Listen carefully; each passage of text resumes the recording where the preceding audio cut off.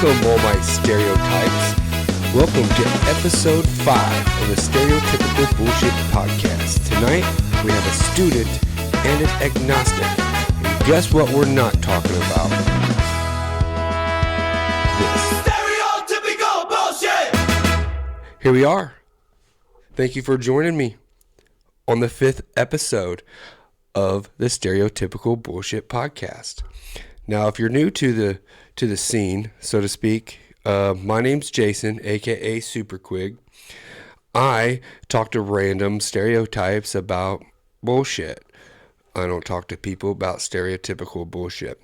So, tonight's episode, we have a student and somebody who is spiritually agnostic. No idea what we're going to talk about quite yet, which is why you see the wheel on the bottom right hand of your screen. That wheel right there is going to determine what we're talking about.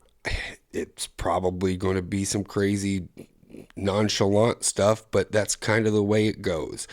How does a conversation start or happen with an agnostic person if it's not about religion? I don't know, but we're going to find out, right? So what we'll do right now is I will roll for the topic. I will speak on it. If you don't know who I am, go back to episode 2. I explain it all, who I am, why I'm doing this, and what this is trying to accomplish. So let's spin this and see what we're going to talk about tonight. Let's see, what do we got? Exercise, relationships. Ooh, okay. I can deal with this one. Okay, so we're going to have to talk to a student and agnostic person about relationships. And I go first. So if you know me, you know that I know a lot of people. I have a lot of relationships. I have good relationships. I have very, very few bad relationships. The bad relationships that I have had has helped shape who I am and who I look forward to, using the lessons that I learned into future relationships, especially with women, trying to be in a relationship is, with a significant other is hard, especially when you're trying your best to be yourself. And sometimes, especially in my case, I feel like being myself is awkward and weird and, comes off as, I don't know, just not cool, I guess.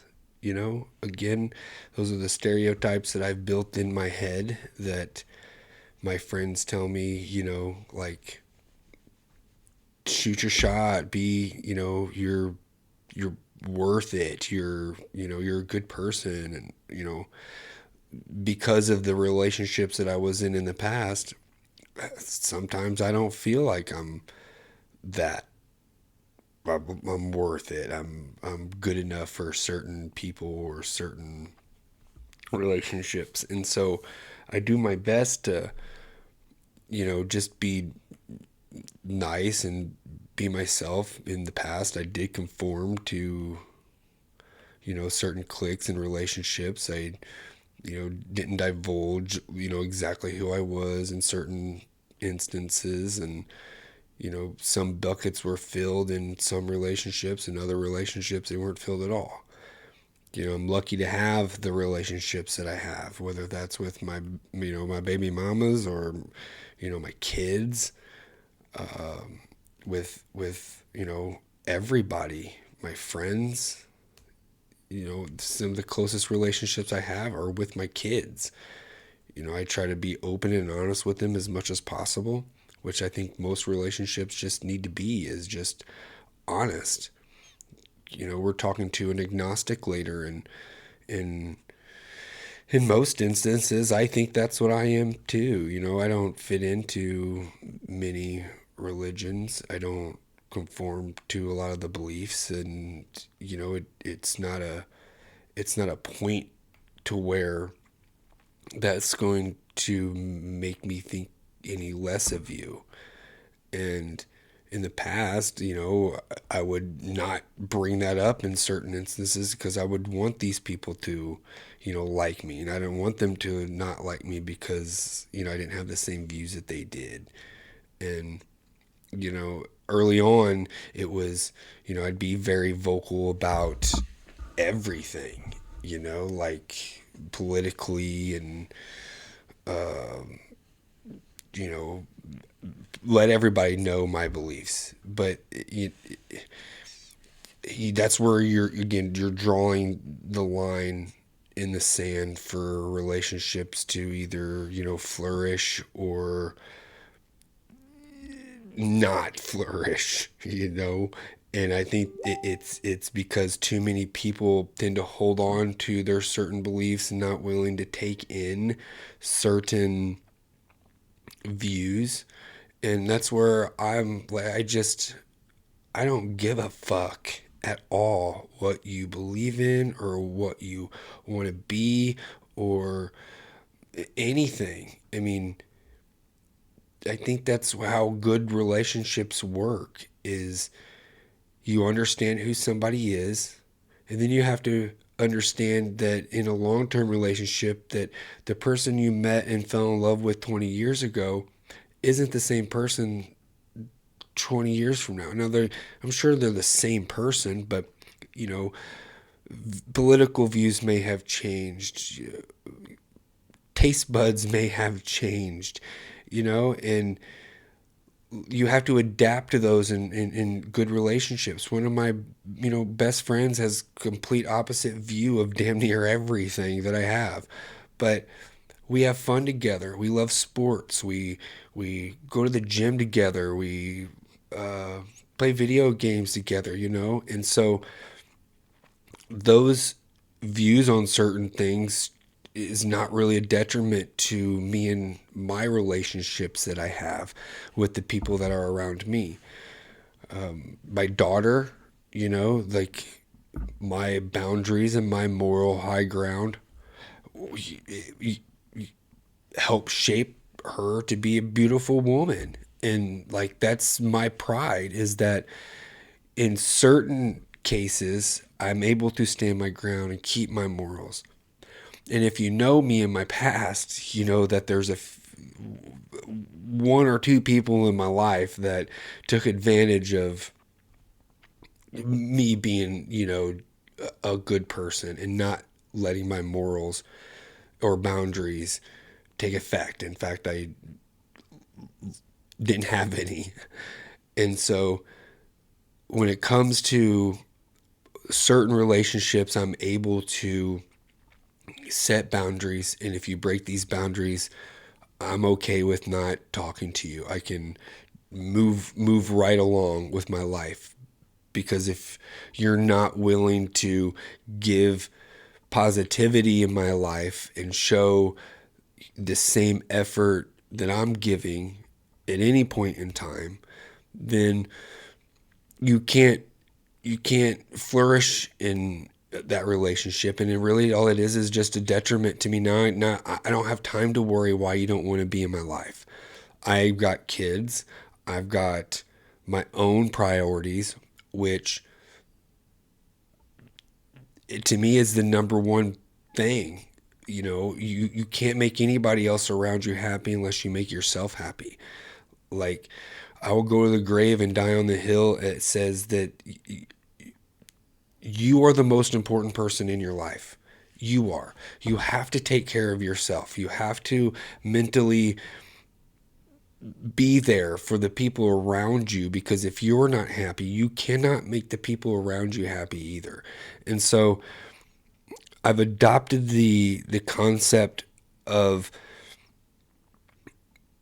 just loving people for who they are and hope that I get that same respect. And setting boundaries now, and these are things that I was, never good at before. But because of the lessons I've learned in bad relationships, make me realize that I am the only one that I have control over as to who is happy in this life. And I think that when I'm happy, I think that when I'm happy, people see me. They recognize me. They want to build relationships with me because I don't have any restrictions on who I can and who I should be for somebody. And that's where a lot of relationships tend to just not work out, is that you're trying to be somebody for somebody else.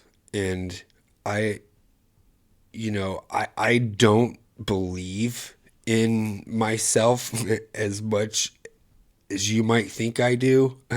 I have the most confidence and the absolute zero confidence at the same time. Like, I think I'm cool, but on the other end, I'm like, I'm not good enough, you know? And so you you see a pretty girl looking at you, and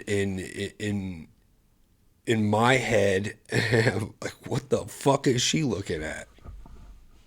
She must be looking not at me, you know? But like, in my head, I'm like, yeah, I'm gonna walk on over there to her, and then as I go to walk over, I just walk straight to the bathroom because I don't have the balls enough to stop, you know? But it's because of the the boundaries that I set that I'm not sure if I can hold the boundaries, because I've never really set them before. And so trying to be myself and set boundaries is, is hard for me because I'm not good with surprises. I'm going to give you everything all up front, like, if I give it all to you up front, I don't need to do boundaries because you know who I am and all these things. And so when my internal boundaries are crossed, I go into a mode of, like, I don't care. You're giving me certain things, and it's okay.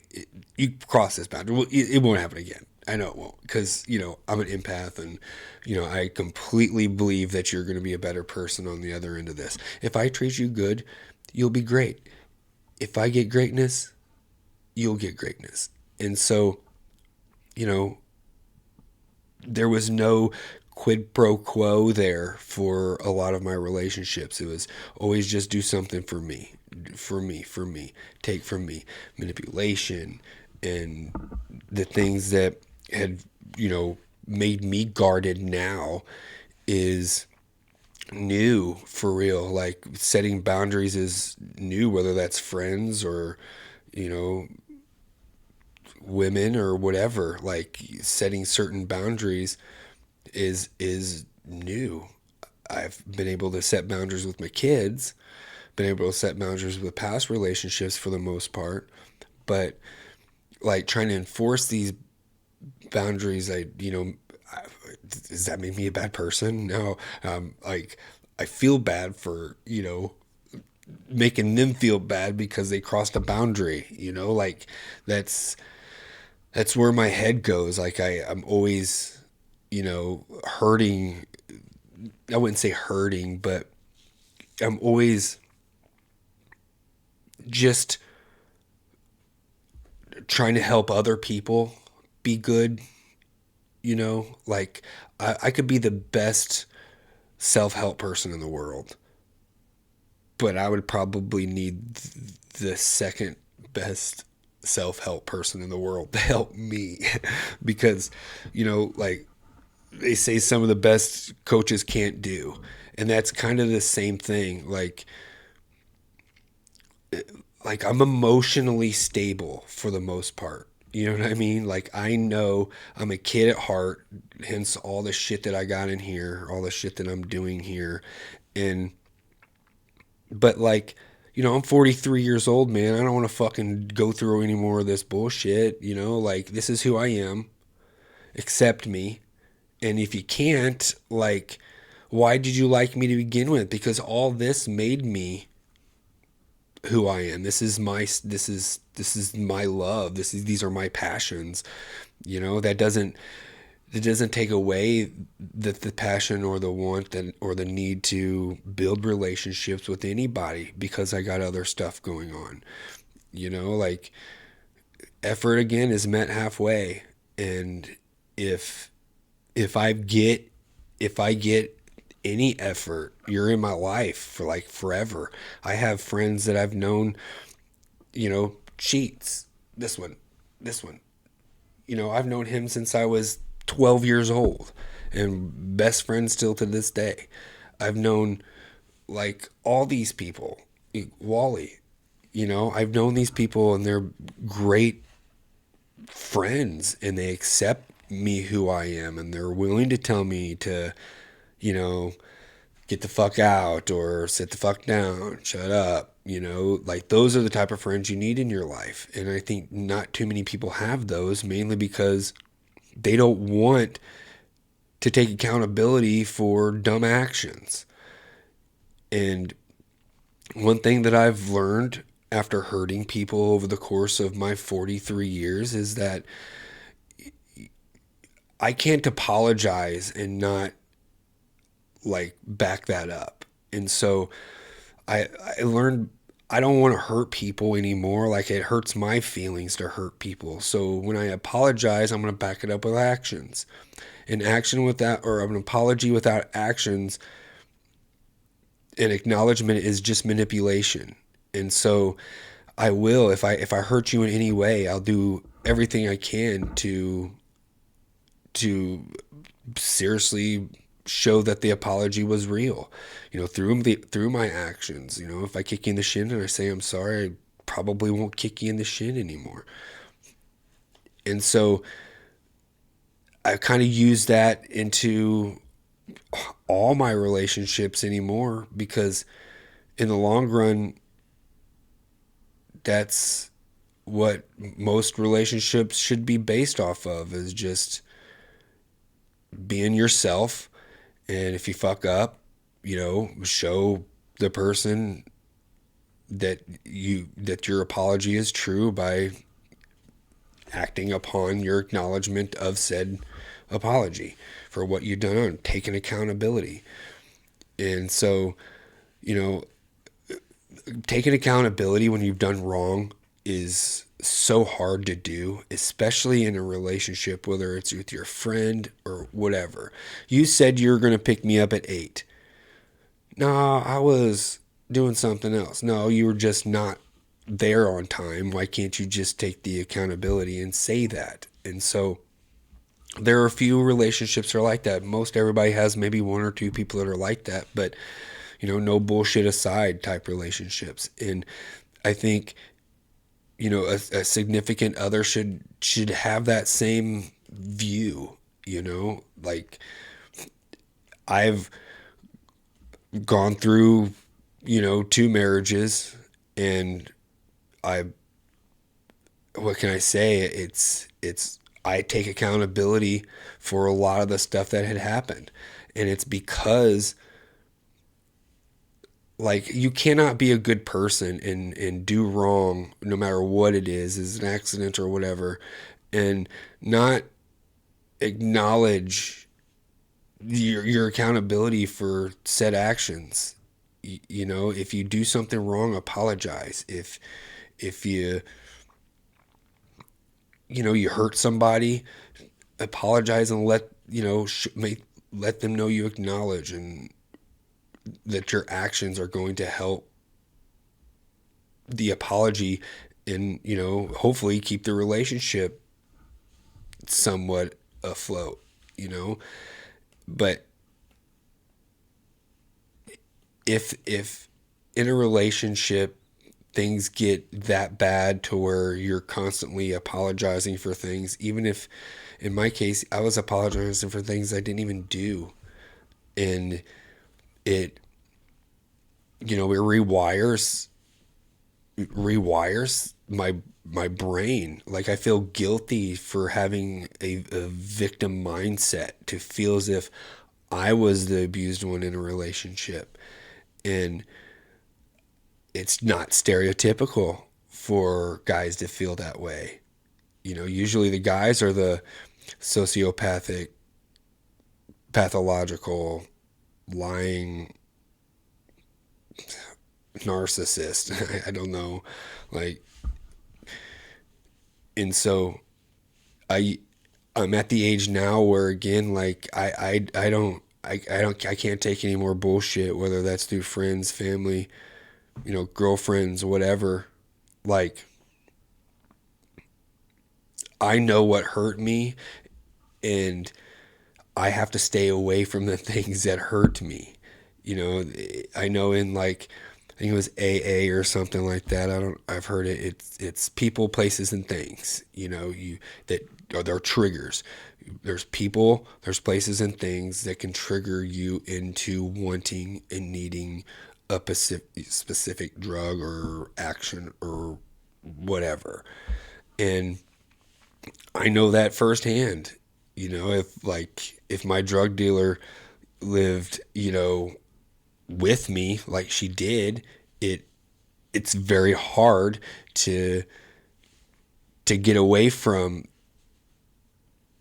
that without having to detox and have to all these things. And so that bad relationship has sprung me into a self-love journey, I guess you can call it. Like, I'm learning to love myself. I'm learning to be enough for people, to have the confidence to sh- shoot my shot, to have the confidence into walking into a room and not feel like the stereotypes I had made myself out to be for all these years.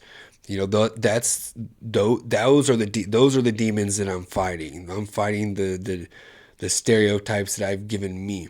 And that's in every relationship, whether that's friendship, whether that's, family members, like, especially when I meet new people.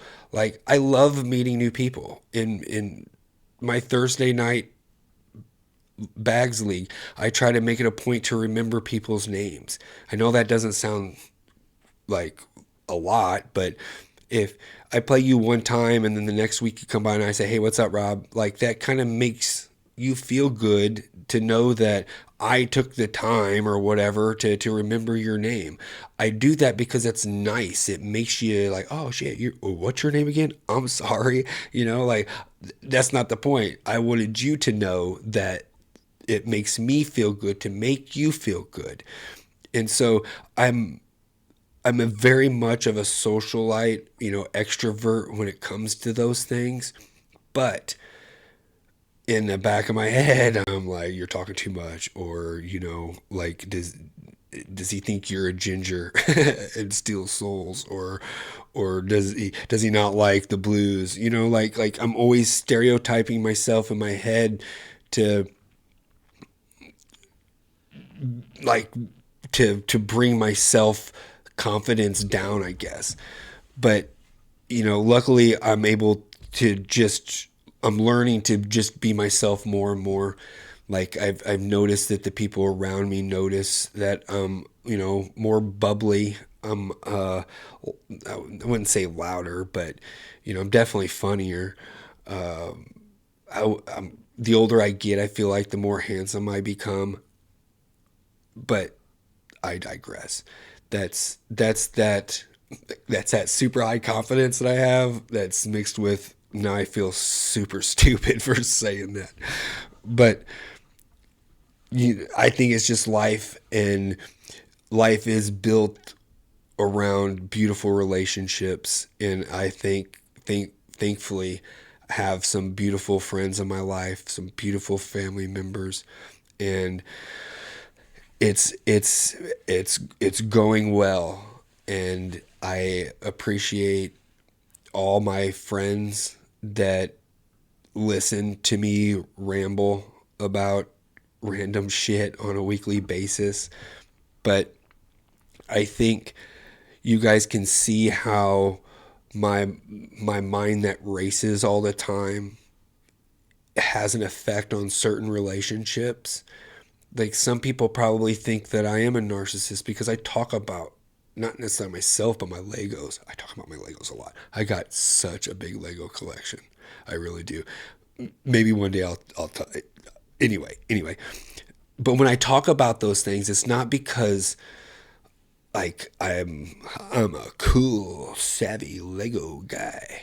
No, I'm doing it because like I'm super fucking happy about all my Legos. I want to show you. Here, come here. Look at me. Look at me. Come here. I love my Legos. Come look at my Legos. I got patience.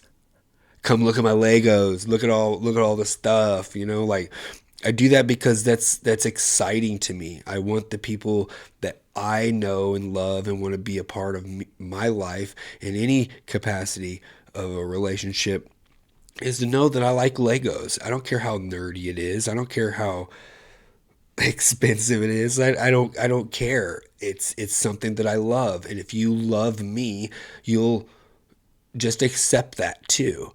And so those are things that I've been learning as I get older that if people love me and understand me, they'll accept all my dumb shit. They'll laugh at it. They'll joke with me. They'll help. They'll acknowledge it. And those are the people that you need in your life. And so I guess as I keep on rambling, just like don't take relationship advice from somebody who is not good at relationships. I'm good at most relationships, friendships, whatever. But I'm learning how to, be cool and be myself. It's hard, but I ain't got nothing to lose. You know what I mean? This is who I am. This is what I do. I'm trying to make, people smile, trying to be myself. I've got internal fuck ups, but like if I continue to thinking I'm a good person, good things will happen to the good people around me. And so my last relationship advice or just advice in general, it's this. I heard it on some guy, random guy on TikTok said it, and it stuck with me for the last year. It's, we weren't put here to be loved, comforted, and understood. We were put here to love, comfort, and understand. If we were to love, comfort, and understand people, then people would be loved, comforted, and understood. So take that into any relationship, new ones, old ones. Love somebody, comfort them when they need it, and listen and understand who they are. And don't use, outside noise to determine who and who isn't a good person. Because I guarantee you can build more relationships if you take the time and not talk about the stereotypical bullshit and ask them a random ass question, and I guarantee you'll find out you'll have more in common with them than you ever thought. That's my views on relationships. Again, don't take my advice. I'm not a Mr. Miyagi in any type of relationship guru or whatever. My past experiences why that has shaped my views on past, present, and future relationships. So that's me. That's all up in my fucked up head. But we actually have a student and an agnostic person, Chris and Kayla. He's going to also talk about relationships and how it has affected them through the lens of an agnostic and a student. But before we get to them, check out my sponsors. They're all around me. All around me. Dubby, over here. Dubby, yep, Dubby. Go on, dude. This shit's awesome. It really is. It like you can come by my house and take it and take a drink, and if you don't like it, I'll buy you a fucking tub. I promise you, it is delicious. I think it's like $30 a tub, but you get like I don't know 30 bottles in it. But go online. I got the fruit punch. It's really. I'm telling you, it's good. Look, watch. I'll take a drink of it. Oh, splash! It's delicious. Try it. When you go on, use the cool code SuperQuig, and you'll get, I think, 10% off or something like that. But, dude, I'm telling you, it is really good. I love it. Check out my other sponsors. I'll see you guys on the flip side with the student. Deuces. First off, I want to thank my supporters who sponsor this podcast. I suggest you go out and support my sponsors. Sponsor number one, HC Remodeling. If you need a kitchen, a bathroom, or anything in your home remodeled, fixed up, give HC Remodeling a call. Call Wiley at 618-410-4245. That's 618-410-4245. Rhino Enterprises. If you need something hauled from point A to point B, whether it's from here to New York or from New York to LA, give Ryan a call at 618-581-9432. That's 581-9432. Skin by Makayla. My daughter, she's an esthetician. She will make your ugly face pretty again. I'll promise you. Give Kayla a call at 618-610-9718. That's 610-9718. Top Tier Pressure Washing. Call Aaron for all your pressure washing needs. He will shoot high pressure water at anything to make it beautiful again. Call Aaron at 618-610-6578. That's 610-6578. Sheets Garage. If you have an automotive problem, give Josh a call. He'll fix anything and everything. He'd rather work on Chevys, but he'll fix anything. Give Josh a call at 618-917-4786. That's 917-4786. K9 Unit. For all your entertainment needs, go to K9 Unit Productions on YouTube.com. That's K9 Unit Productions on YouTube.com. He has all your entertainment needs, whether it's a podcast talking about movies, TVs, gambling, sports, cornhole.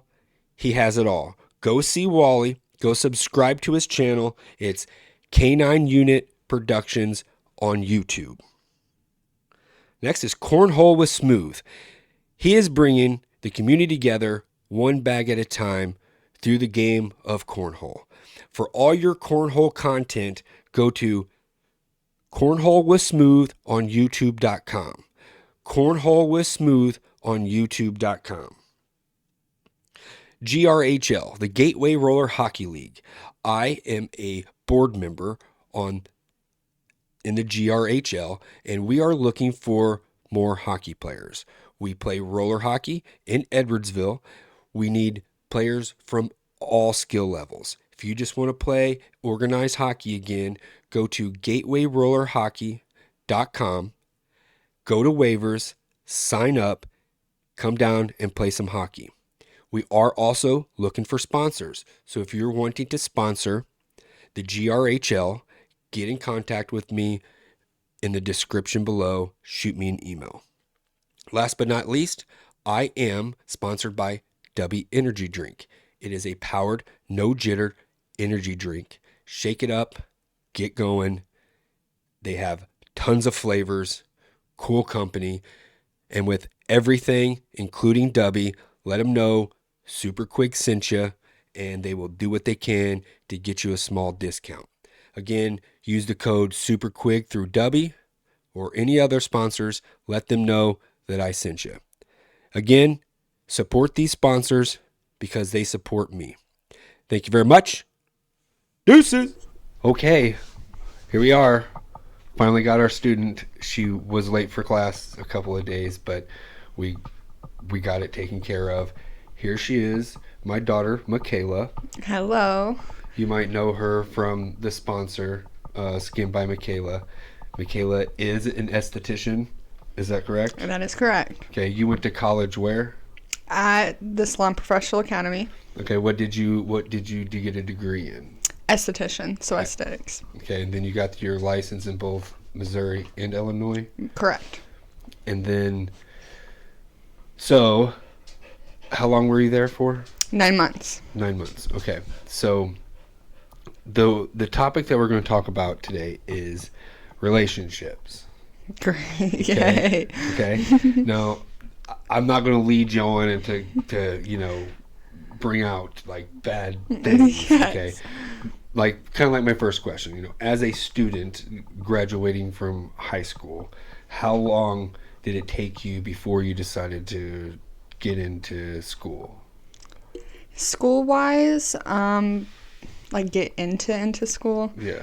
It didn't take me to my senior year till I started like taking it seriously. Okay.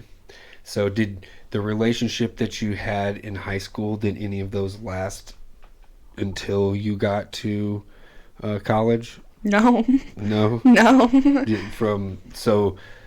Like the friends that you had in high school as a student, you really aren't friends with many of them anymore? No. A lot of us went different paths, different situations. Everyone went their own route. So I feel like after high school, everyone really does go their own ways. Okay, sorry about that. The dog got a little excited, and he was going to either knock us over, the table over, her over, or the camera, and then we would have had to redo all this anyway. So back to my last questions. Right out of high school, did you make new friends before, not being a student? Yeah. Yeah, work life helped out with making friends. Even starting in a new school helped making new friends as well, new relationships. That was kind of my next question. Did you develop a lot of friends while you were in school? Oh, yes. And especially because a lot of the girls were from such different parts of the area that I got to learn different lifestyles that the girls had. And it was really nice to have friends from different aspects of life. Now, didn't you go to school with a high school friend? I did. Yes, Yeah. I did. Did you guys graduate at the same time? We did not. No. Back in high school, outside of just friends, did you have, or do you still have relationships with anybody else, like teachers or? Yes, actually I do. My middle school volleyball teacher, Miss Higgins, is still very much in contact with me to this day. Every time she sees me, she's still very proud of me. That's awesome. Well, we're all kind of proud of you. And then I know you still talk to the basketball coach. I or do. The old basketball coach. Yes, we're still very much in contact. Did you make any friends as a student athlete through playing basketball Oh, or yeah. volleyball? Including my coach, all those girls. Being a big senior, my senior year in basketball, getting a lot of relationship with those freshman girls helped me grow a lot and made me realize what I could have done as a student my freshman year. Yeah. Now, high school wasn't easy, No. especially as a student. But very proud that after your freshman year, you worked your ass off and graduated on time with all your peers. Going into college, did any of the relationships that you made in high school help translate or help push you to go to college? My friend at the time that I went to college with, she was a big part of my situation, even deciding to go and pushing me to be like, this could be better for us. So when you went to school, it was full time, right? Yes. So you couldn't work a normal job? No, I was there from 9 to 5, so. Now, outside of like this being a student, did any of your relationships, as far as like, I don't know, boyfriend girlfriend type relationship. Did that ever affect you as a student? Both good and bad, both ways. I experienced a lot of my boyfriend pushing me to be the best version of myself and to do it and never have no excuses of why I can't do it. And then I've been in a relationship where it drowned me and I couldn't do anything to put that foot forward yet. Right. So, outside of like, friends and acquaintances, there's, like family dynamics. How would you relate to you being a good student, your mom or me or, grandma, grandpa or whoever? Was there anybody that in your family that kind of, I don't know, help push you to, I don't know, be the best you could, especially after your freshman year? You, the 2-step forward, 3 steps back is always going to be engraved in my head for the rest of my life, just because I always did those 3 steps back, but you always remind me I had to do those 2 steps forward, and I still think about that to that day. Well, that's good. Thank you. I know, your mom had a big help in just, like, being there too. Motivation.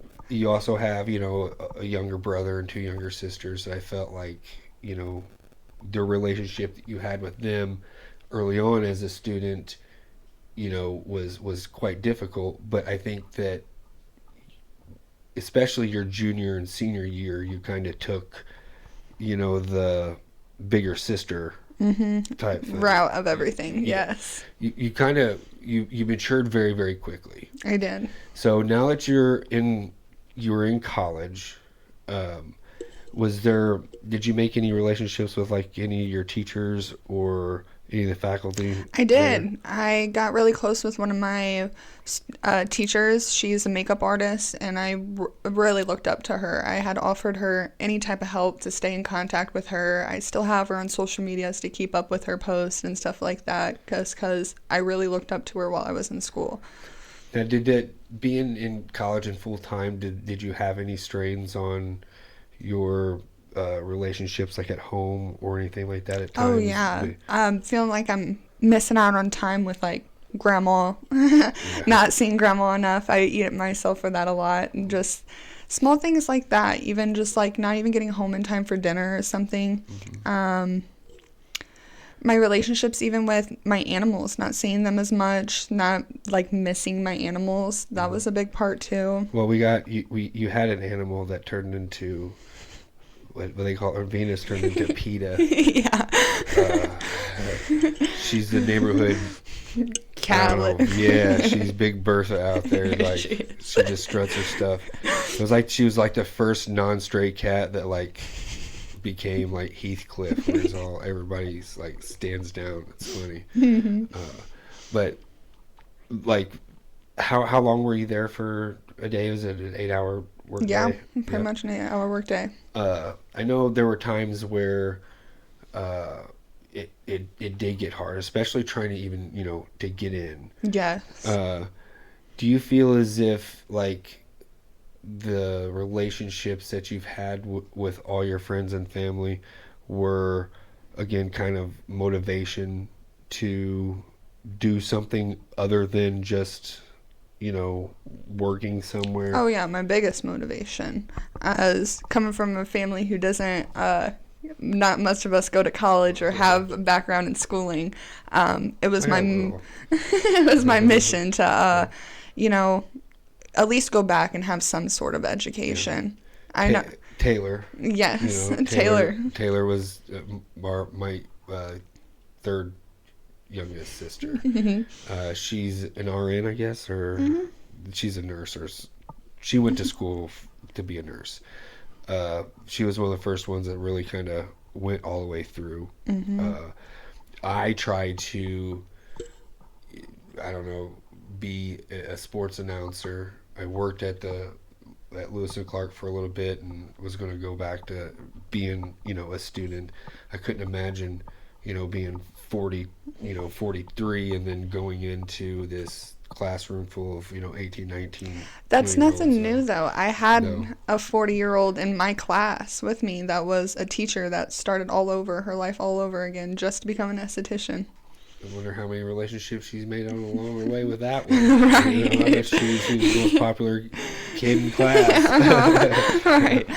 But that's, was you scared that you weren't going to be able to, get through it? Oh, 100%. Do you feel as if that if you didn't, or if it was easier, that some of the relationships wouldn't have been as estranged? You know what I'm saying? Yes. Like if it was if class was easier, do you think your life would be easier with certain relationships and Yes. or whatnot? What I mean by that too is because it was hard, your relationships with your boyfriend, your relationships with me, like that kind of made us stronger because it was hard. Yes. Like we saw how hard it was for you. So Yeah. like, I think our relationship, there were times where you just like, Dad, I can't pass this class, or I keep, it's the second time I have to take this class, Yes. and you were scared, and our relationship, is kind of one of two things. You can do it, also, quit being a little bitch and Yes. get out there and just do it. You can do it. So just go out there and do it. And I think your other relationships with like your mom and stuff, they have more like, you can do it. You know what I mean? Yes. I know your boyfriend would kind of push forward through that. Now, did you have any dark moments with your boyfriend through schooling because Oh, yeah. hardships? Being so stressed all the time. Driving an hour away for school was a big deal as well.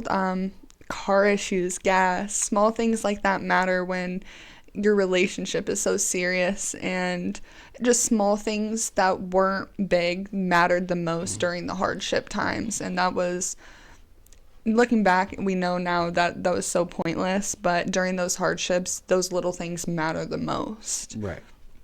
Now that you're graduated, you're still a student of the game. You're always still learning the skin and doing whatever. Through being a student, how are your relationship skills with getting customers and talking to people, touching their faces and making them pretty and, Well, just like being in school all the time, just like seeing how teachers are to you, and you kind of reflect that on how you would take that as if you were talking to a client and a teacher was talking to you. If it was respectful, if it was disrespectful, you reply that right back to your client. So just as much as I've learned just throughout in high school, have I reflected that back on being in the spa. Right.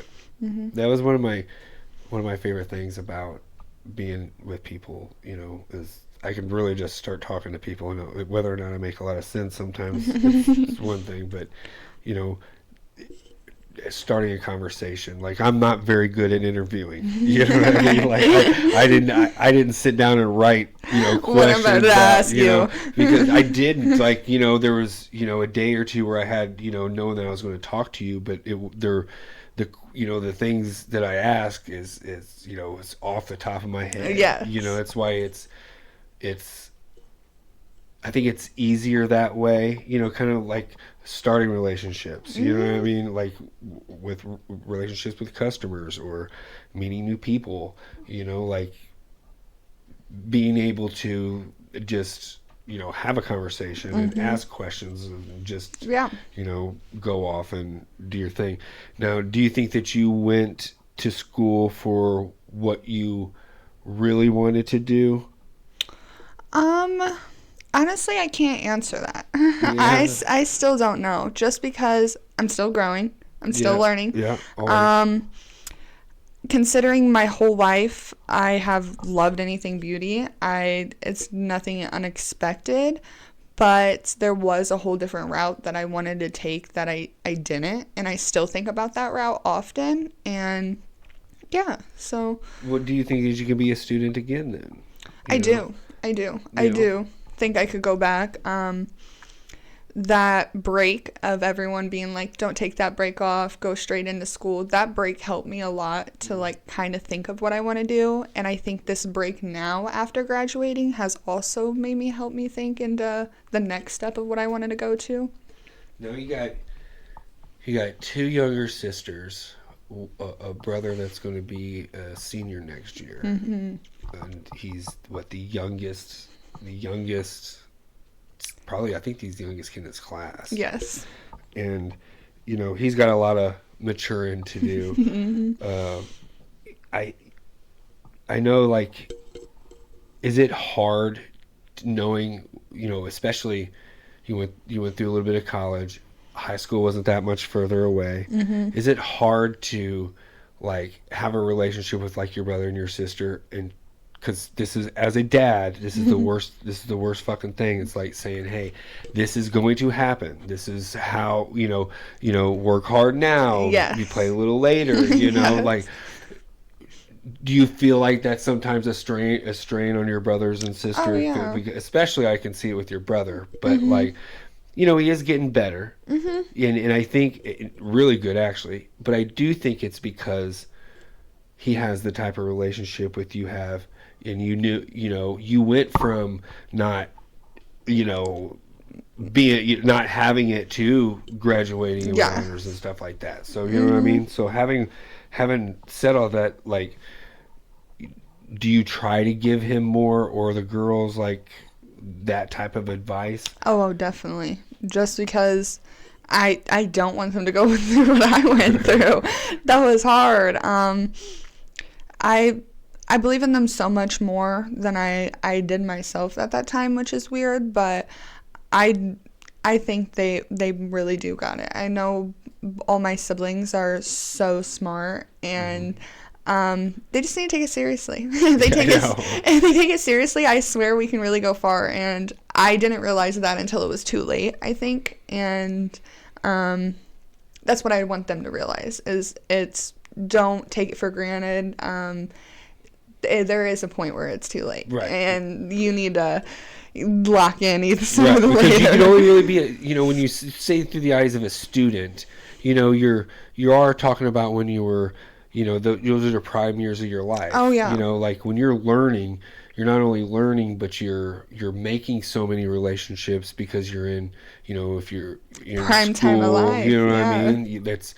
That's where you make lifelong relationships. Like some of the relationships that I have that are lifelong come from high school. Yeah. We ended up, evolving and having the same type of like, I don't know, hobbies and beliefs and stuff like that. And, thankfully, like you're a great person.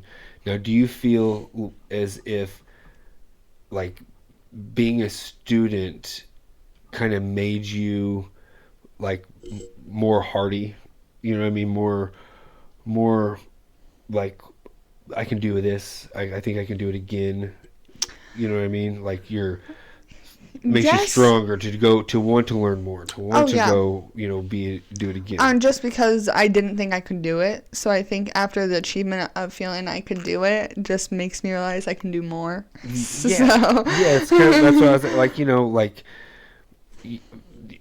you're always learning, and then like with what you're into, you can put your hands into a whole bunch of things. Oh yeah. Hair, makeup, all that stuff. And so masseuse, whatever that is, chiropractor, I don't know, whatever. But I think the first one is always the hardest. Like high school was hard. Yeah. College was harder. But you, now that you're mature, like what we try to tell the kids is,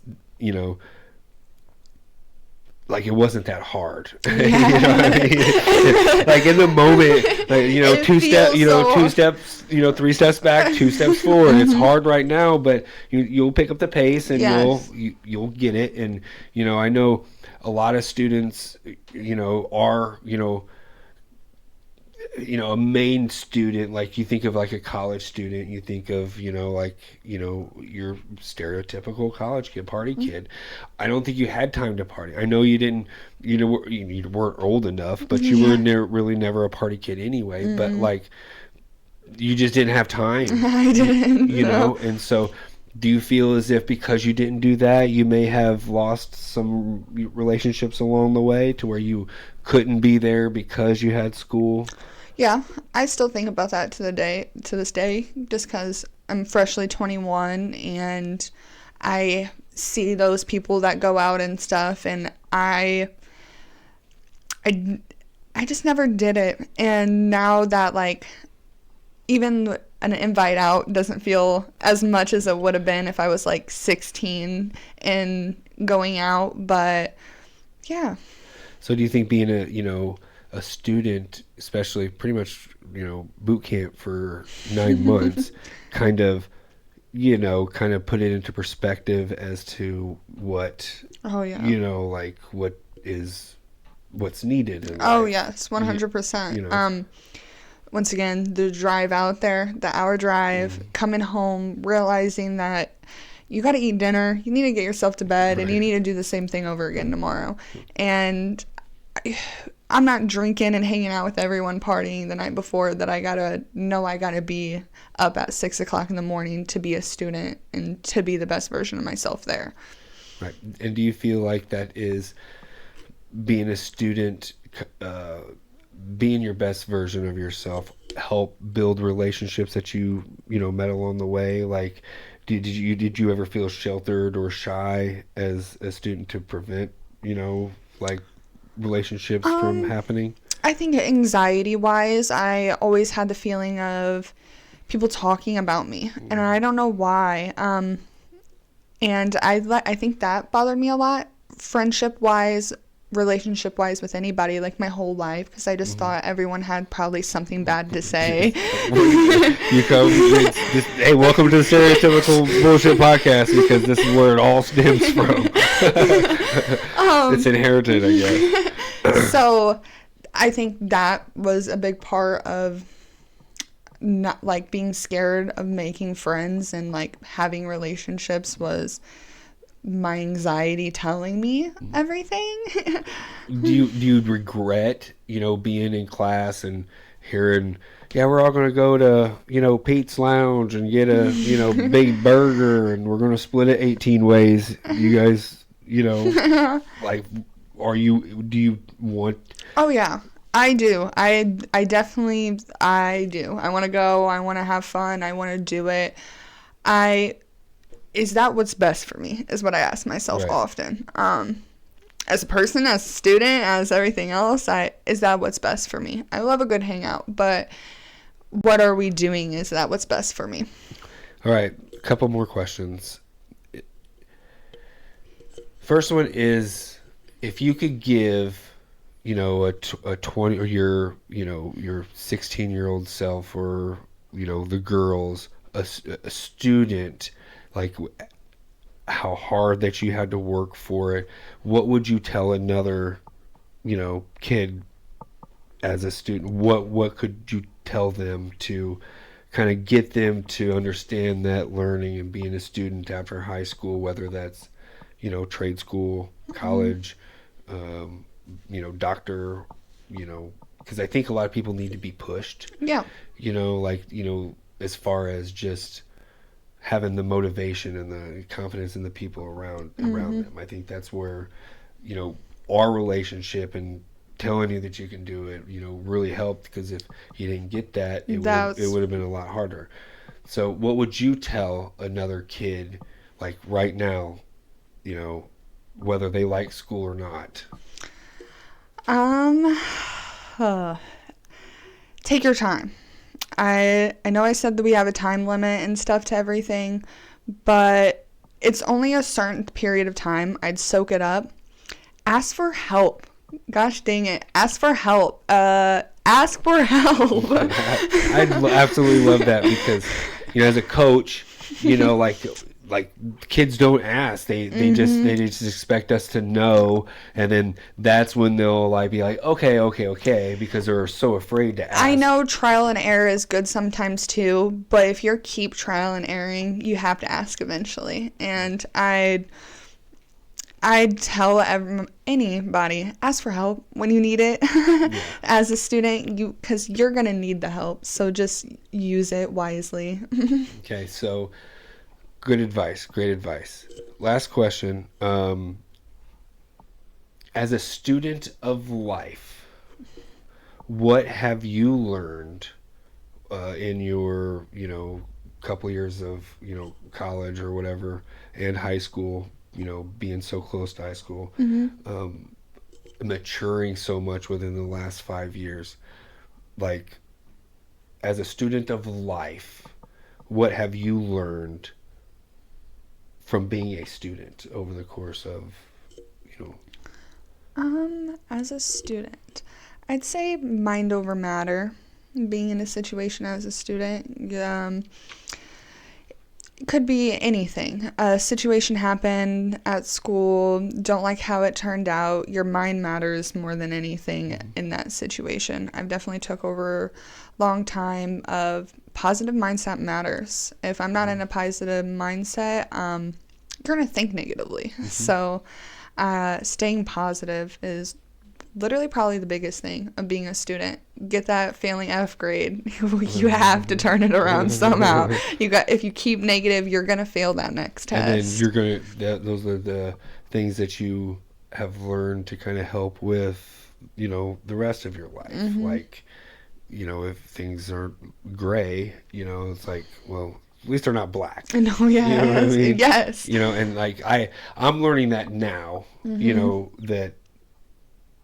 That affects, relationships by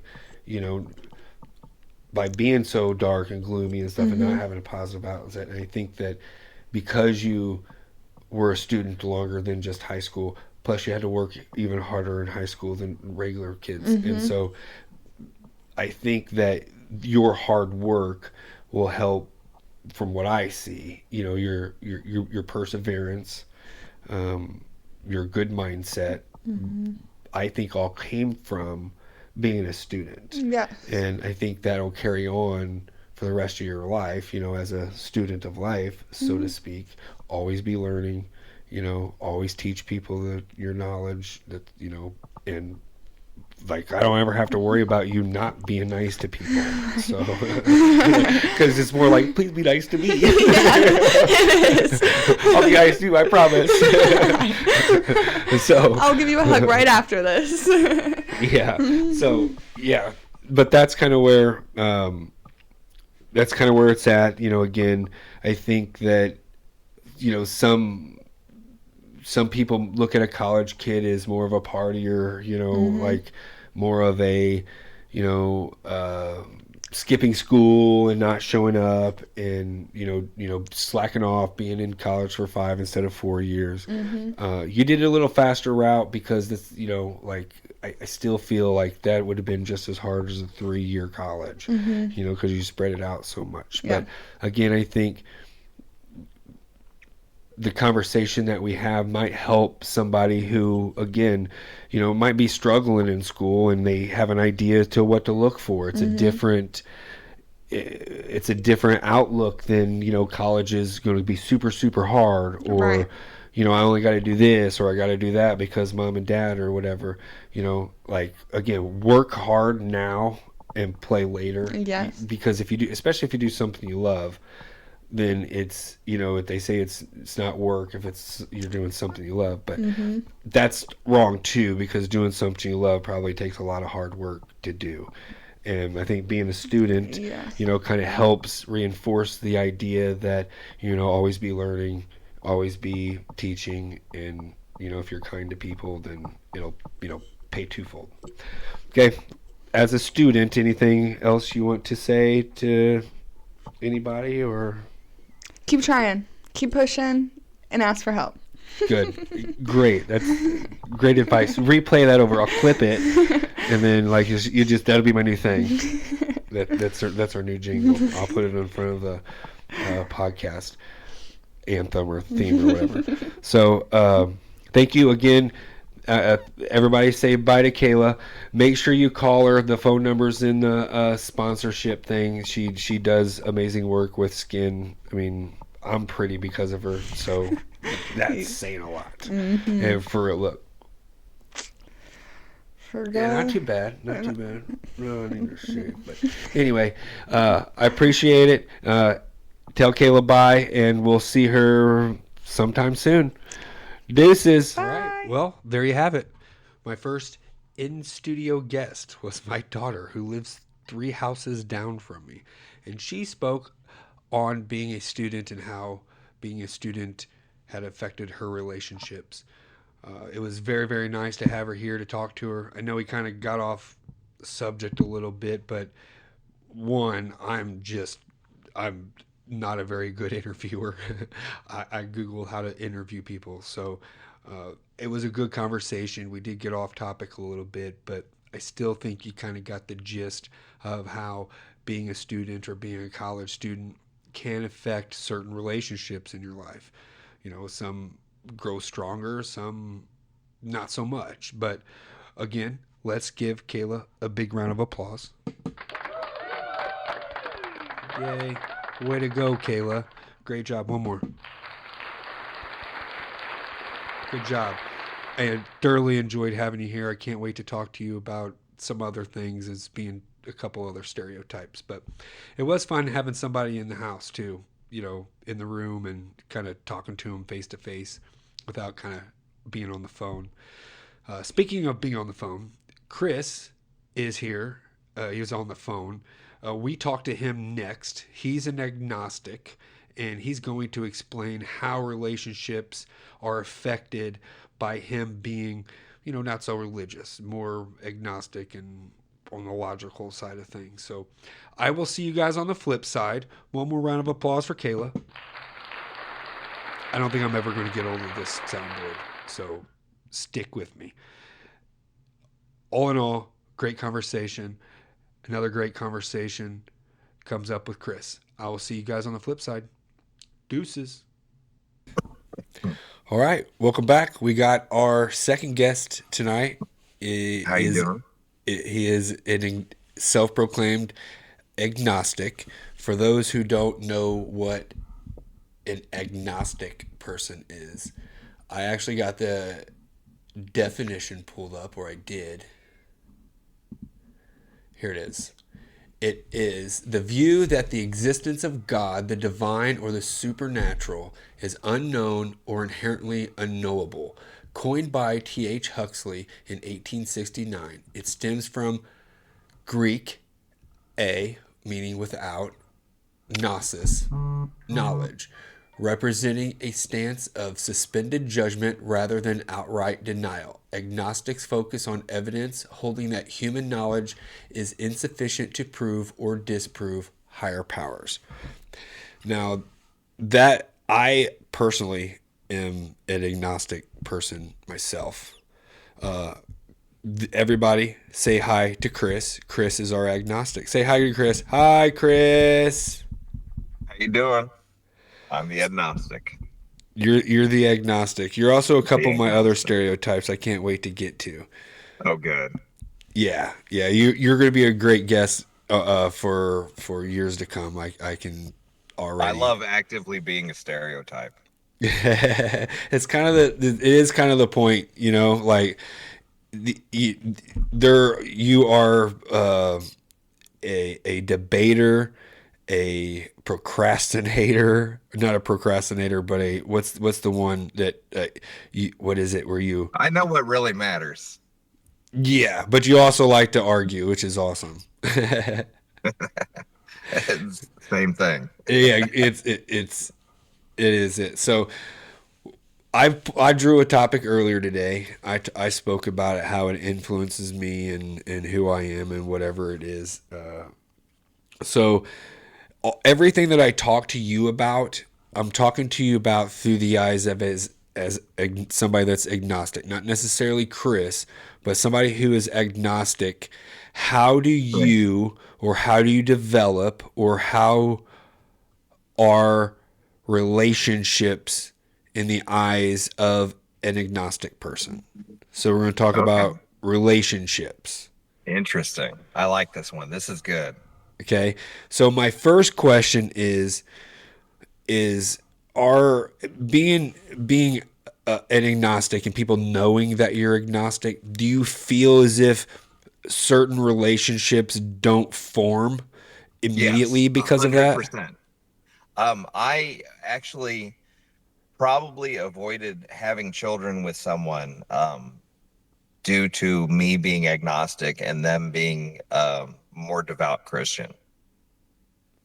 I mean, when I was younger, I had met someone who was an evangelical, and we kind of hit it off somehow, and we uh, we were in a relationship for a year or two, and I honestly feel like the thing that really changed my direction and like how I felt about the relationship was when we talked about like what we would tell our kids about life and about God and things like that. And I realized like she fundamentally believed things that were different than what I fundamentally believed. And you can't really raise children that way. You almost have to have like the same fundamental beliefs if you're going to like raise a child. I mean, having a relationship without a child is probably easier if you don't have the same fundamental beliefs. But if it's going to involve like that was when I was 18. So like I mean like that was like my first major relationship where that was going to lead somewhere, and it just Now, made me reconsider who I get involved with since then, kind of. Because I does being an agnostic, does that, do you shy away from people who are more religious? Yes, yes, I do. It Is that is it that feels it feels like they're closing down a little bit and like accepting things and then trying to prove them instead of just viewing life as it is. And I think that confuses their sense of reality. now, do you feel as if like having friends that are more religious, do you feel as if those relationships aren't as strong, or do you have friends that really don't, I do. I care? do. I do feel that like fundamentally when you get down to it, it does prevent a level of closeness that I have with people who fundamentally believe that way, if you know what I mean. Like I can up into a point, there's a point where I just can't, me and another person just can't really fully understand each other when it comes down to them believing in something that I don't believe in. Right. So you do feel as if there have are some strains before, with certain people that you have as far as close friends are concerned? Yeah, I definitely do. Especially nowadays.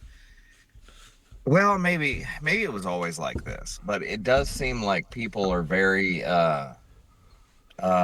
I don't know, when it gets down to their beliefs, that they kind of shy away from certain people just based off of that, especially if they're religious. I mean, that's definitely a thing that people take personally.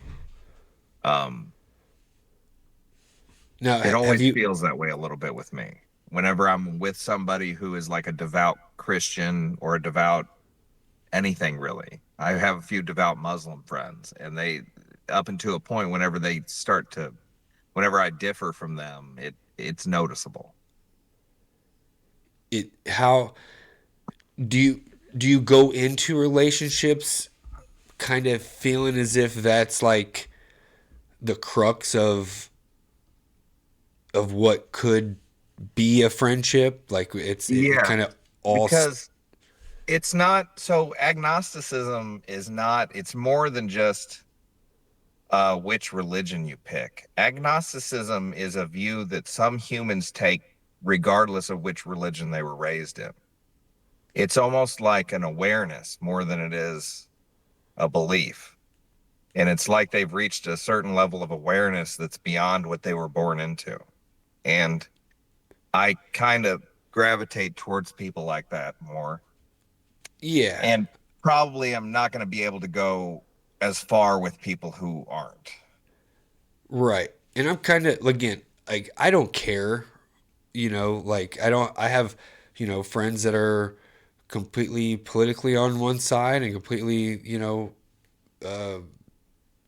religious on the other. And, like, I don't, we don't get into, like, big debates or anything, mainly because, like, I was taught you don't really talk about religion or politics because that is where relationships can kind of, Well, like, it break. is, but it's like those are like specific topics.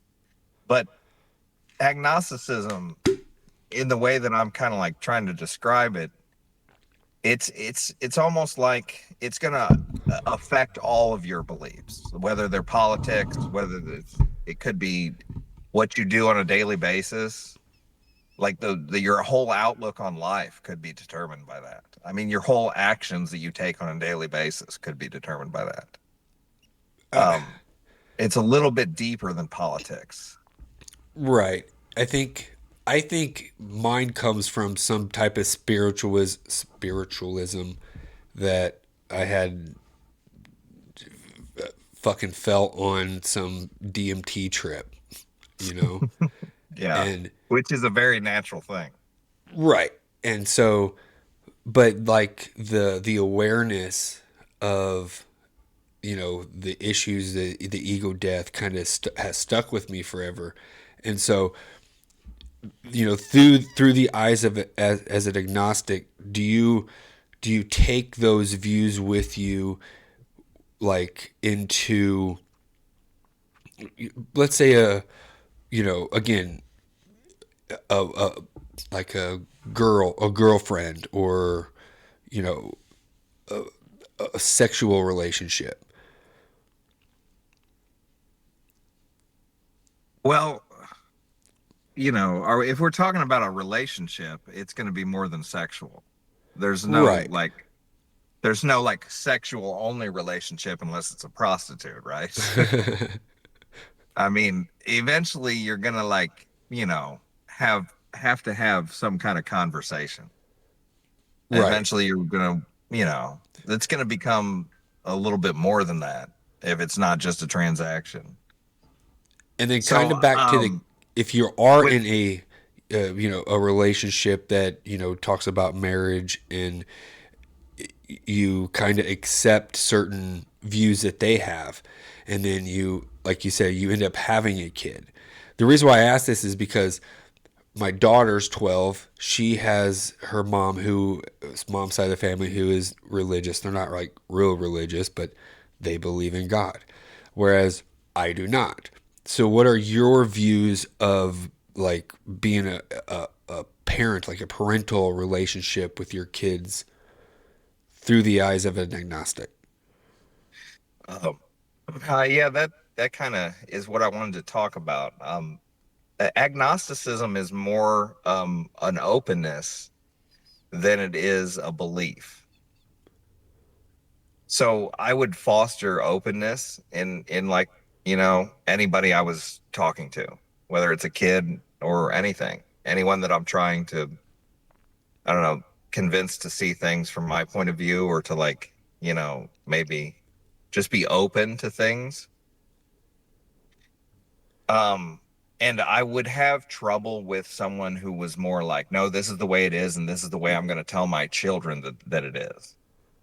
You know what I mean? Yeah, because my daughter's kind of leaning towards, more of the religious side. She believes in God, and I can't tell her that that's not, that's not true. I see it like, she's happy, and we have a relationship that she knows. My mom, my mom hates the fact that she doesn't know that I don't believe in certain things. You know what I mean? It's also not necessarily that you don't believe in certain things. It's just that you have a level of understanding of things and you require more understanding Right, of that particular thing. right.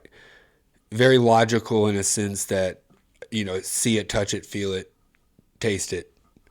And you don't get that with that. And so you just can't really get any further. Right. Whereas, what an atheist is more just doesn't thinks it's all Believe it's bullshit. out there at all. That's the justice closed off, in my opinion. Right. Right. I mean, like my It's another belief. relationships with people, like I don't judge them for their beliefs at all, because I would want the same respect towards me. Do you feel as if as an agnostic you get that same respect from certain relationships? You mean of people who are Yeah, who's also agnostic, or reciprocating, trying or people who are a little bit more believers of something? just in general.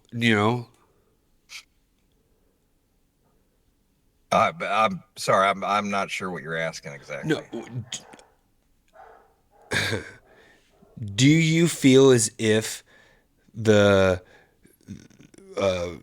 being an agnostic, damn it, Chris, my dog started barking again. Now I lost my train of thought. No, it's okay. Okay, sorry, dogs barked again. So the question is, as being an open agnostic, open to certain beliefs, do you feel as if you get the same respect from people as far as being agnostic, like you give the respect to other people and their I religious feel like beliefs? there is a lot of disrespect. There's a lot of shade thrown from both parties. Absolutely. There's a lot of shade thrown from both parties. And I I hate it. I have a hard time sounding like I'm not trying to call people who believe in a certain thing dumber. Um, that's not necessarily where I'm trying to like lead the conversation. But I feel like it's just maybe the things that happened in their life have led them to hold on to this certain belief that they're not letting go of. And they're trying to like prove that particular belief through everything that's around them. And it's very easy to do when you have a mind. I mean, minds, they see patterns, and not all the patterns are real. And so it's very easy to just go, "Oh, that's a pattern. That must be the way it is." But there's things outside of that, like hard science and statistics and like experiments and I don't know, anything that's like that you can write down on paper and that I can look at and go, "Oh, nope, that's correct." And two people can like agree on that thing being pretty much reality. It's like that's not the same hard evidence as seeing patterns. Right. So when people just like belief based off patterns that they've seen, I have a hard time respecting that as much as I do people who like write down their patterns and go, let's talk about this. Is this true? Do you get this? Do you think maybe this is true? Is there an experiment we could do to prove any of this? Are there any statistics behind any of this? Like Right. just digging a little bit more. And Right. I feel like I do kind of lose respect for people when they haven't done the digging. And some of those people definitely like kind of lose respect for me because they I guess it's like almost a defense mechanism of trying to prove the thing that they're trying to prove. Right. So you feel as if like the you're always trying to defend this more so than present it in relationships. I don't it doesn't end up being too big of a conflict in relationships for me because I don't gravitate towards that when I'm looking for a relationship. So that's Right. the one caveat that saves me from having to argue with a partner continually, is that I typically I find somebody who I'm not going to argue with about that. It's typically somebody who's going to be more agreeable with me in a way, and I kind of have started doing that more the older I've gotten. You kind of stay away from the overly, I don't know, religious Religious. Yes, people. I do. Do you feel Yeah. as if that is a do you feel as if you could be missing out, or that No. I you're, feel like it's streamlining the process. yeah, Yeah, I feel like it's avoiding unnecessary, I don't know, dis-ease. yeah, I are you afraid that, or Absolutely not, because typically these people will stop arguing at a certain point and they will just shut down and say, "No, I'm right and you're wrong." I'm absolutely not afraid to talk about it. I'll do that all night long. right, like I'll talk about it. I don't, I do feel as if, like I meet somebody that's nice and they're like, you know, oh, we're gonna have to get married in a Catholic church. Like, I don't know. That's, I'm not for sure. It's, I I'm could do raised that. Catholic, and I would not have a problem necessarily. Honestly, the Catholic problem to me is more along the lines of, the uh, The length of the wedding. the institutionalized pedophilia. So I would not send my children anywhere near a Catholic church or any church for that matter. And that's different from my beliefs. That's actually, I just wouldn't allow my children to be open to predators. Yeah, And I I think think there's a most lot of parents, predators in a lot of religious institutions. like speaking towards kids as an agnostic, what would be what would you say to a kid, to your kid, or really any kid who is questioning what an agnostic is? I would say that the best way to find the truth is to question it. And that's what you're doing. Yes. And I would feel as if anybody who has any type of open, really is just a good fucking person, would accept that just as much as I would if I said I was a Muslim, or if I was a Jew, or if I was a Christian. Yeah, any good person, maybe. But also, there's, I mean, this life is very pocketed. It's very pocketed, and it's closed off from each other. So there's a lot of things that end up fostering themselves in communities that are not necessarily all bad people. And so like people can end up with beliefs, and I mean they're not necessarily even mass shooters. I, I bet almost every mass shooter, when you get down to it, it's just like a series of intellectual events that ended up being this way, and they're not necessarily an evil person. So people always like to distance themselves and believe that that could never happen to me. But your mind works the same way as their mind does. And if you change your medication, you could immediately end up a person just like that. I've seen people do that. I mean, like psychological medications can make people do things that they would not normally do. And so you shouldn't distance yourself too much from anybody out there, no matter how horrible they are.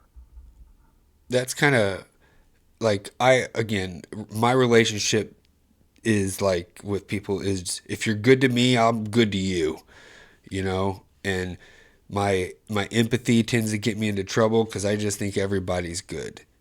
And that's kind of my views on religion too, like I don't believe in a lot of things, but I don't let it prevent me from talking or getting to know good people, Like you said, if it gets down to the very, it gets down to that bit. Now you're trying to throw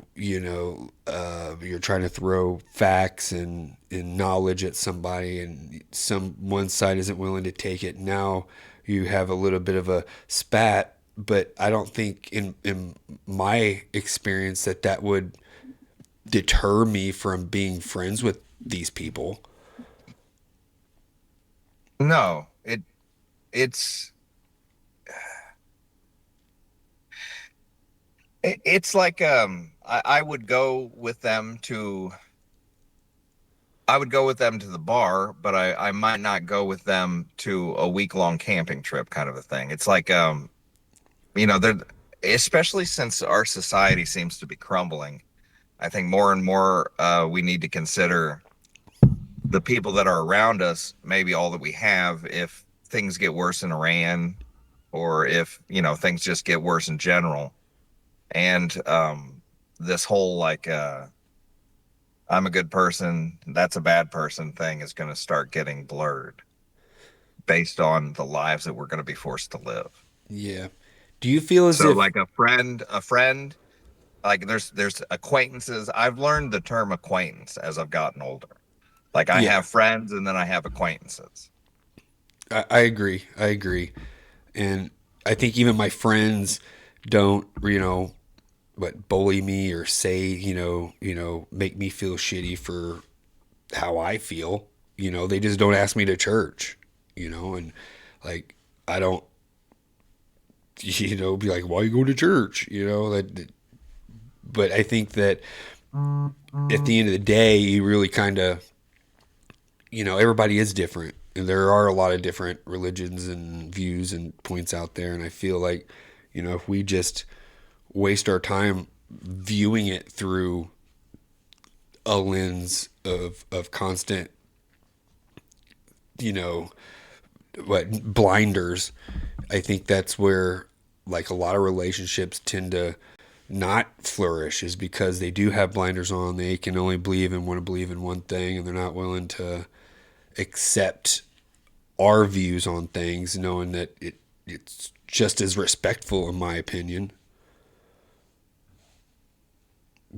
Right. Would you agree? Yeah. Um, Yeah, but yeah, things I'm old, you're old, we're old. We've been around a couple decades. And over the decades, I've noticed things harden. Have you? Harden. Yeah. Yeah, I think people are kind of like they're holding on to those beliefs a lot harder because echo chambers for one. For two, I think it is. I mean, that's what humans have always done. They fall Yeah. back Right. on their belief systems, and when times get harder, they tend to grasp those beliefs a little harder. It's strange how, like, before we had geography that kept us apart, and now that everything's a global society, um, they have to force us apart. Right. All right, Chris. Last one. It's getting late. Last one. So if there is an agnostic out there that is kind of having trouble making friends because he feels like he doesn't know how to explain it, or he's in the wrong circles, or he just can't, I don't know, he's in a well and he needs to talk to somebody. What would be your advice to give him or her to make friends, or girlfriend, boyfriend, whatever?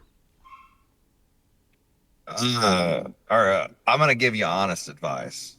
Okay, Okay. lie a little. Just lie a little. Yeah, lie a little.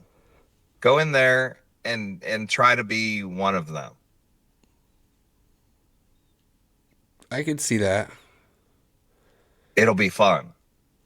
And then you just rip off your trench coat and like, ha ha ha, No, you guys are you all. just slowly bring people out of the church. No.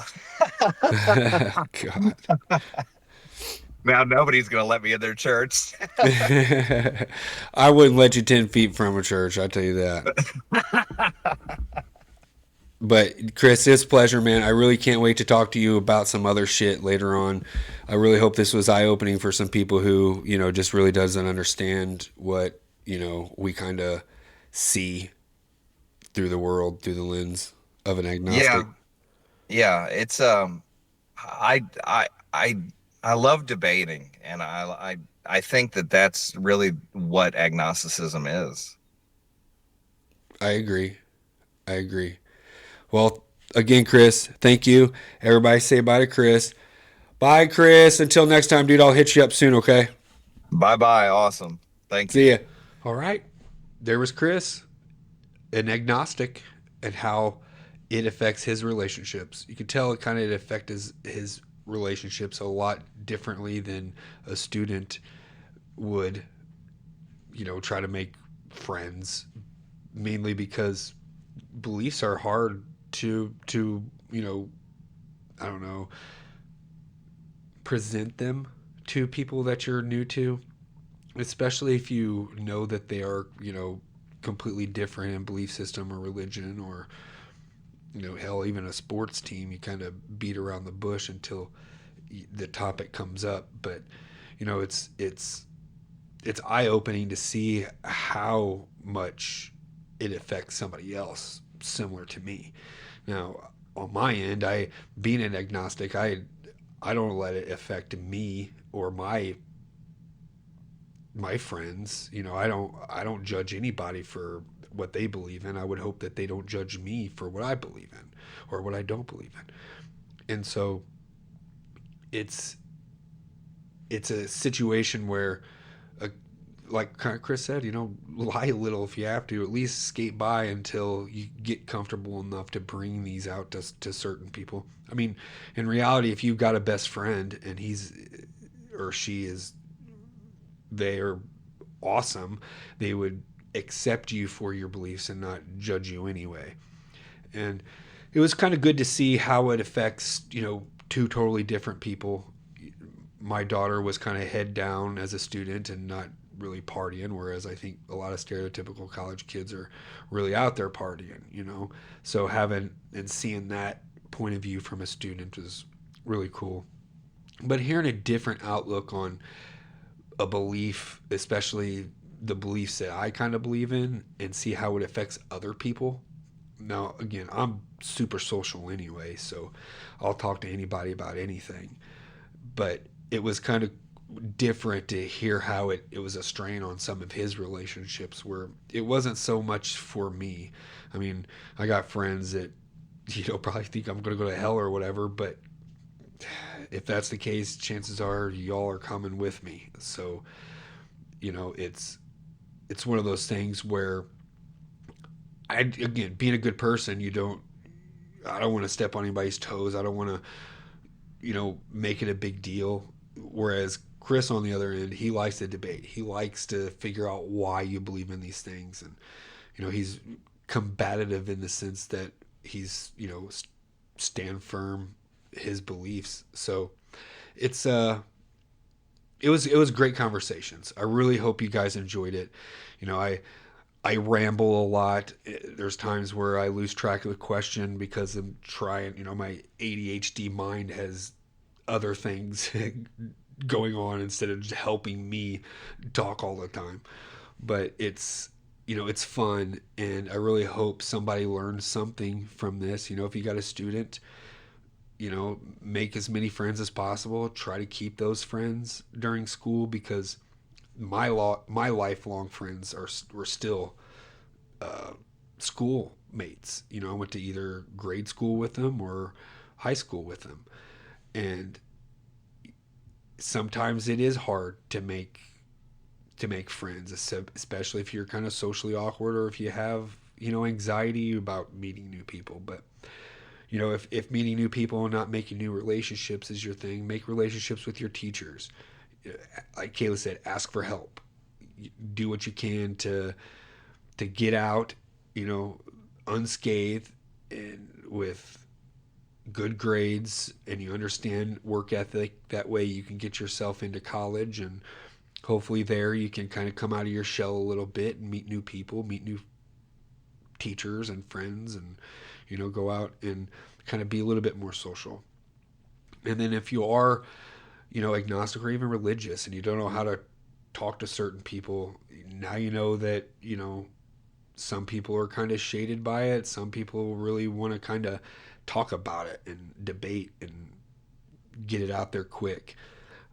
That is kind of on you and your social bubble. And when you think you should and can talk about these things, if it's a big part of your life, then make that known so that the people around you know you for who you are and not somebody who, just, I don't know, fakes it till they make it, I guess. But again, I thoroughly enjoyed these conversations. I had a blast. I am kind of new to the whole podcasting thing, so this is only my 5th episode. I'm still working on audio. I'm still working on cameras and angles and lighting and all this stuff. I do appreciate all of you who do watch or have watched the podcast or continue in the future to watch the podcasts. We're all learning together. I scramble for 3 hours before I got to go online and then, or, go live or start recording. And then on the other end, all the editing and the sounds and, hearing my phone ring in the background. Oh, this is Ricky. But, these are things that happen, like I try not to do so many edits. This last podcast was really a bitch. My dogs were going nuts a few times, so I had to cut and edit them out. Like, hell, you should have seen Louie jumping all over Makayla. He would have killed the whole production if I didn't stop it and get him outside so that we can continue to talk. But this is kind of the thing that I like about it is kind of real life. It's not some big production. It's me in my room. In one case it was me and Kayla in my room, so it's fun. I really look forward to getting on here. It took me 3 days to get this fucking podcast put together, but I'm so proud of it. I'm so proud of my daughter, and I'm, happy for Chris to come on here and, talk about shit that, most people typically don't talk about. And that's kind of what we do, right? We take stereotypes and we talk bullshit with them. I really hope you guys enjoyed this. I learned a lot, if not just talking to my daughter and my friends, so if you have any questions, you can totally email me. If you want to be a stereotype or if you feel like you're a stereotype, I would love to add you. I need as many as I can just in case they can't make it. And so it's a rush to kind of get everything together, So if you get an opportunity, go like, subscribe, I don't know, Spotify, follow on YouTube and Spotify. The Stereotypical Bullshit Podcast is where you can find it. Go back and listen to the other episodes and kind of get an idea as to what to look forward to in the future. Speaking of which, we changed it up a little bit.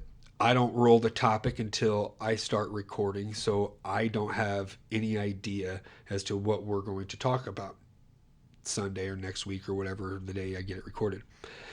Now, at the end of this podcast, what I'm going to do is pull up my wheel,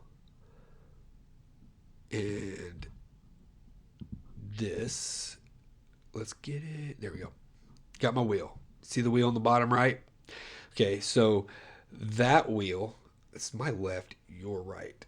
This wheel over here, that one. Okay, list of stereotypes. So I'm going to roll for the stereotypes that I'm going to talk to next week. That way I can get everything set up. I can get people in on time and kind of get everything done in a timely order, I guess, because when I first did it, I was just calling them the day of me spinning it, and it got really out of hand. And so I want the people that I have to come on and talk when they get an opportunity. So this gives me a few days to do that. So without further ado, who the fuck we talking with next week? I'm going to say an entrepreneur and a skinny person. Ooh, we're going to get a dad. We're going to talk to a dad. All right. I'm going to talk to a dad. I'm a dad. So really all these topics would be kind of good to hear through the eyes of a dad. Yeah? Let's roll for number 2. Let's go. Who are we talking to? We got a dad and a liberal. I thought I was going to go to a stoic. A stoic person. If you don't know what a stoic person is, look it up. They just have a fucking crazy mindset. So we're going to talk to a dad and a liberal.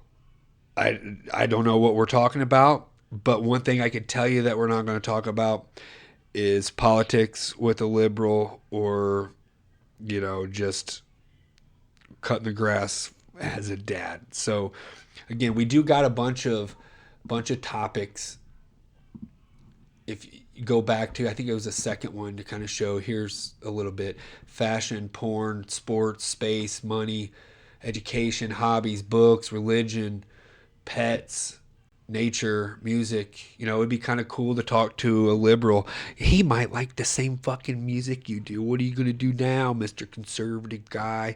Or I don't know, maybe people who just hates dads. What are you going to say when he wears the same shoes you do because he rocks the same, I don't know, whatever. But that's what we do.